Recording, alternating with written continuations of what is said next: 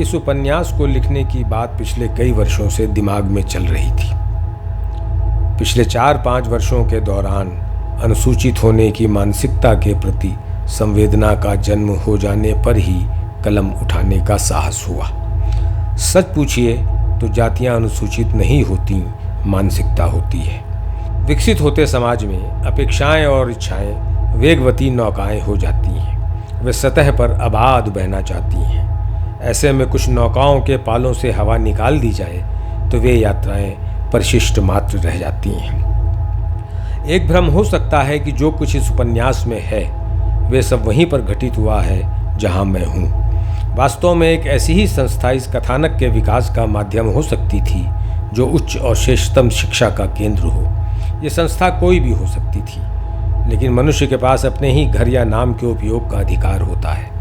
सच पूछिए तो महान से महान संस्था में भी ये सब घटित हो सकता है। मुख्य बात मानसिकता और उसका निरूपण है, स्थान नहीं। यह मानसिकता हमारे सामाजिक जीवन का अपरिहार्य अंग हो गई है, इसलिए आज हर किसी को प्रभावित करती है, यहाँ तक कि रोज़मर्रा के सोच का अंग भी और एक स्थायी प्रतिक्रिया भी। जैसे आईआईटी नाम का उपयोग हुआ है, वैसे ही पात्रों और स्थितियों का भी हुआ है। कल्पना ही समझिए।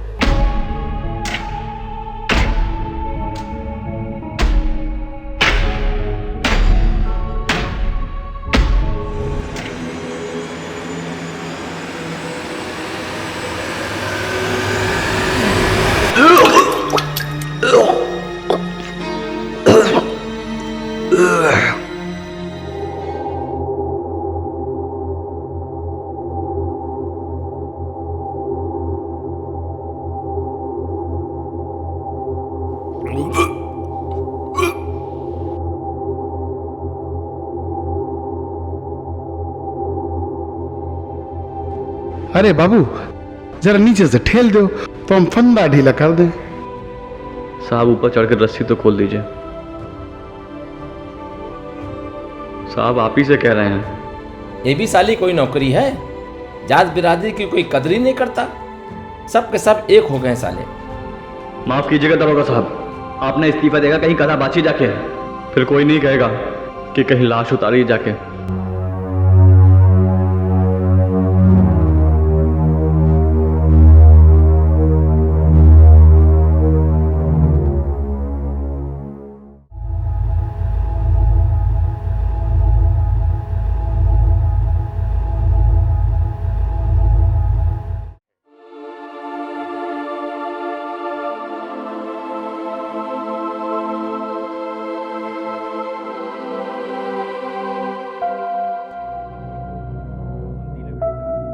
अनुकूल, अनुकूल,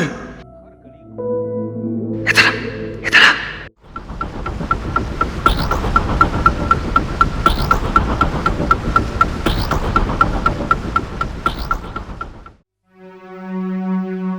भाग जाओ यहां से, तुम यहां से भाग जाओ। क्यों दादा? ये लोग तुम्हें बंद करके मार डालेंगे। कौन लोग? ये सफेद पोश जो यहाँ के खुदा बन बैठे हैं, जिनकी उंगलियों पे ही पूरा खेल चल रहा है, जो अपनी सोच और सपनों तक में हमसे नफरत करते हैं। ये सब शिकारी दस्ते के सदस्य हैं। इनके हाथों में रस्सियां छुपी हुई हैं। मौका मिलता ही शिकार के गले में डाल के खींच लेते हैं। जैसे मोहन मरा था वैसे आदमी लटक जाता है। मोहन मेरा दोस्त था, वो मरा नहीं था, वो जिंदा था। उसके हाथ हिल रहे थे। उसने मेरे कानों के पास आकर एक लंबी सांस छोड़ी थी। वो मरा नहीं था, वो जिंदा था। उसके हाथ हिल रहे थे। मैंने बहुत बड़ी गलती की कि उसको पुलिस को ले जाने दिया।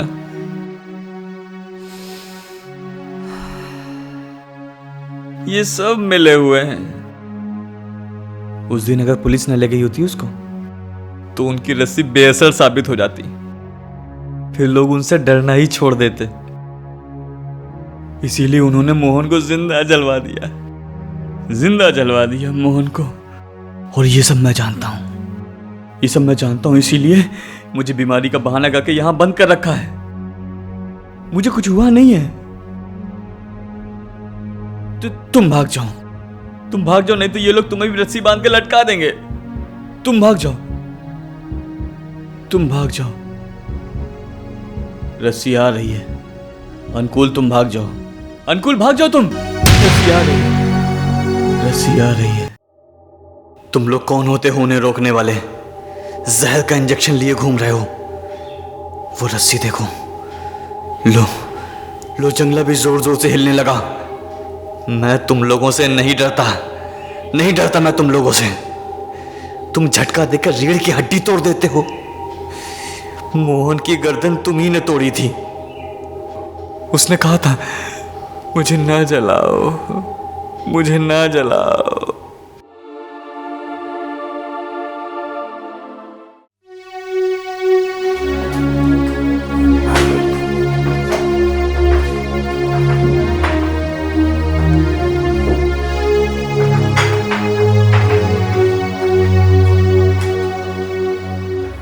ये मीटिंग राम उजागर के मामले को तय करने के लिए बुलाई गई है। मिस्टर मलकानी, आप इस मामले में क्या कहना चाहते हैं? राम उजागर के बारे में जो भी है कह रहे हैं कि वह गुंडा है। उसने अपने से श्रेष्ठ और वरिष्ठ जाति की लड़की के साथ बदसलूकी की, उसे उस संस्थान छोड़ने के लिए मजबूर किया। वो सिर्फ अपनी जाति नफरत को जाहिर कर रहे हैं। जब आरोप लगाने के तथ्य नहीं होते तब नफरत का सहारा लिया जाता है। उसके मामले में भी यही हो रहा है। प्रोफेसर मलकानी, कहीं आप झूठ तो नहीं बोल रहे हैं? जो कुछ मैं कह रहा हूँ उन सब के लिए झूठ हो सकता है जो यहाँ इस इरादे के साथ आए हों कि राम उजागर को इस संस्थान में नहीं रहने देना है। इस इरादे से आए हों कि उसे छोटा और दलित बनाकर रहने की नियति को सौंप दिया जाए। वह पढ़ने में तेज है, अन्याय के खिलाफ आवाज उठाता है, जैसी मोहन के मामले में उठाई थी। वह अपने और दूसरों के हक की लड़ाई लड़ता है।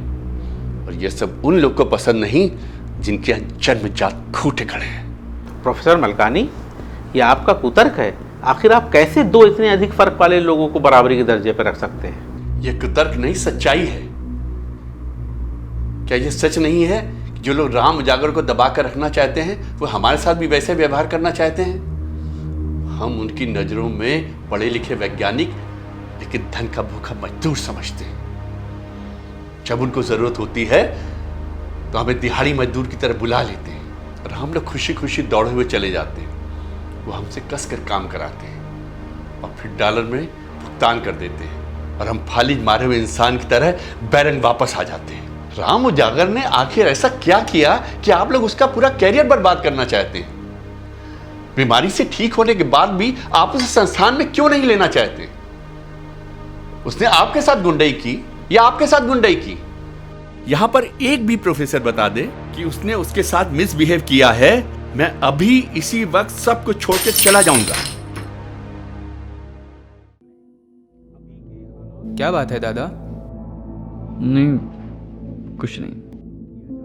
दादा, क्या आप अंधेरे में भी इस खिड़की के बाहर ही देखते रहोगे?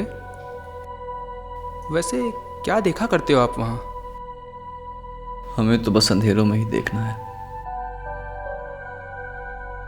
सोचता रहता हूं कि शायद कोई किरण फूट पड़े और रास्ता निकल आए,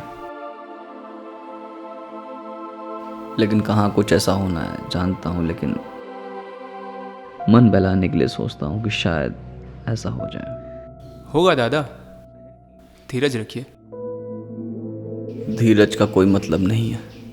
धीरज अनंत काल तक नहीं हो सकता। ऐसा क्यों कहते हो आप?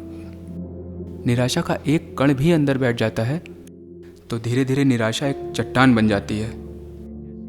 उसे फिर डायनामाइट से भी नहीं उड़ाया जा सकता। शायद ये चट्टान हमारी जिंदगी का हिस्सा बन गई है। खैर, आपने ये नहीं पूछा कि आज मीटिंग में क्या हुआ। मुझे पता है कुछ नहीं हुआ होगा और ना ही कुछ होने वाला है। मैं प्रोफेसर मलकानी से मिला था। उनके भाषण से पूरी कमेटी थर्रा उठी। फिलहाल अगली मीटिंग तक के लिए फैसला टाल दिया गया है।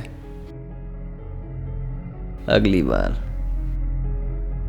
बार न कभी आती है और ना आएगी। कम से कम मेरे मामले में तो कभी नहीं। नहीं दादा, जल्दी ही सब ठीक हो जाएगा। आपको ज़बरदस्ती दी गई छुट्टी भी खत्म हो जाएगी। आप इस कमरे की कैद से आज़ाद हो जाओगे।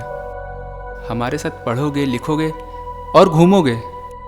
अपनी ज़िंदगी आप अपने तरीके से बनाओगे। नहीं, ऐसा कुछ नहीं होगा। अनुकूल,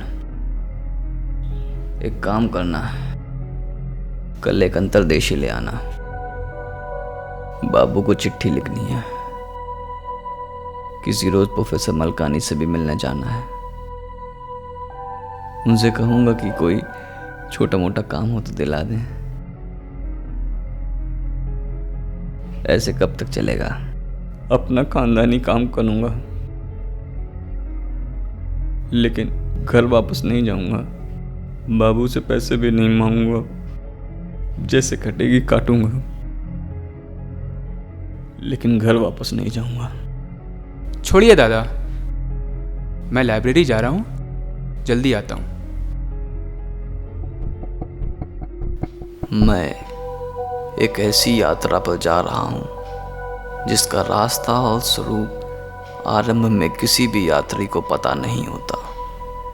या तो रास्ता खोजना पड़ता है, या हो सकता है मिलता चला जाता हो। संन्यास के पहले जैसे सांसारिक वस्त्रों को त्यागना पड़ता है, उसी तरह मैं भी इस यात्रा पर जा रहा हूँ।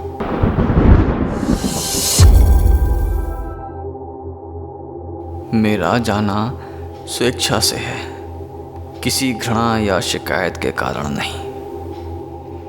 मेरा केवल यही प्रश्न है कि जाति को लेकर मनुष्य मनुष्य से घृणा क्यों करता है। मुझे आगे बढ़ने का अवसर नहीं मिला तो कोई बात नहीं। मैं एक बड़े अवसर की खोज में अपने यान को प्रत्वालित कर चुका हूँ। जो लोग यहाँ के अवसर की लौ लगाए हैं, उन्हें वे अवसर मुहैया कराकर आप बड़े बन जाइए, बहुत बड़े। मेरी शुभकामनाएं।